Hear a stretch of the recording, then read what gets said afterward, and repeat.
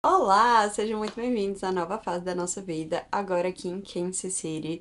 Então, com esse vídeo, eu queria falar um pouco pra vocês como é que foi a nossa chegada e como estão sendo os nossos primeiros dias e toda essa fase de adaptação. Então, vamos lá, não podia começar esse vídeo diferente, né? Eu preciso falar sobre a temida imigração. E a gente passou primeiro muito tempo no voo, então foram 7 horas de voo.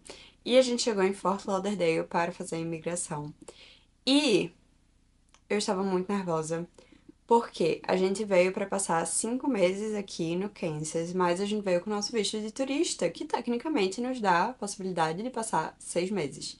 E muitas pessoas aconselharam a gente de, compre uma passagem para tipo 3 meses, digam que vocês vão passar só 3 meses, não vai ter nenhum problema, porque o passaporte de vocês já tem muitas entradas e saídas e tal.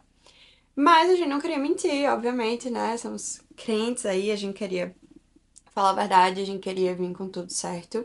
E a gente decidiu que a gente ia ser sincero, ia falar a verdade. Então a gente chegou e ele perguntou quanto tempo a gente ia ficar. A gente disse 5 meses e ele ficou, tá, mas por que 5 meses? A gente explicou. E ele, mas vocês não têm outro visto, não é pra ficar tanto tempo com esse visto. E a gente falou, mas o visto pode ser 6 meses. E ele, mas não é bom que fique tanto tempo. Enfim, muito vai e volta. A gente tinha impresso, né? Tudo certinho, o que é que a gente ia fazer, uma carta, e isso ajudou muito. E ele deixou a gente passar. E algo que eu quero deixar aqui pra vocês, que ficou muito pra mim. A gente veio pro Kansas, especificamente, com promessas de Deus, de que a gente deveria vir. Ele abriu muitas portas, ele deu muitas confirmações e ele tava abrindo o caminho. Então a gente sabia que a gente iria vir pra cá. Mas às vezes você recebe uma promessa e você não faz a sua parte para que isso se cumpra, porque você tá confiando que, Deus prometeu, então vai acontecer e é isso. E não importa, tipo, eu não vou fazer nada, simplesmente vai acontecer. Mas a verdade é que a gente sempre tem uma parte, né, nas coisas que Deus promete pra gente. Então, a gente precisa fazer a nossa parte, a gente precisa fazer o que cabe a gente fazer, e Deus vai fazer a parte dele, que é o impossível, que era passar na imigração, que não estava no nosso controle. Segunda coisa que eu quero deixar aqui pra não esquecer é que a gente passou 9 horas no aeroporto esperando o nosso próximo voo. Mas logo depois a gente conheceu um pastor que veio conversar com a gente, porque Pedro tava com a camisa I Belong to Jesus, e aí ele achou o máximo e veio conversar. E a gente fez um contato super legal, que talvez se a gente não tivesse ficado no aeroporto, né, tivesse ido, enfim, feito coisas diferentes, a gente talvez não iria encontrar com ele. E foi uma conexão bem importante, bem legal. E não queria esquecer, né? Mas, gente, às vezes não sai como a gente planeja. Às vezes o plano A, o plano B, o plano C dá errado. Mas a gente sempre pode ter bons olhos para a situação, a gente sempre pode tirar o melhor disso. E a gente pode ser feliz em meio às circunstâncias e ver a mão de Deus agindo também, né? Mas enfim, finalmente chegamos. A gente chegou já faz uma semana e alguns dias. Fomos super bem recebidos, inclusive foram receber a gente no aeroporto, vieram, trouxeram a gente pra nossa casa, que é esse lugar aqui. A gente não tá numa casa nossa, né? A gente tá morando na casa de uma pessoa, mas todo mundo que a gente conheceu até agora foi muito gentil, isso tem ajudado muito a nossa adaptação.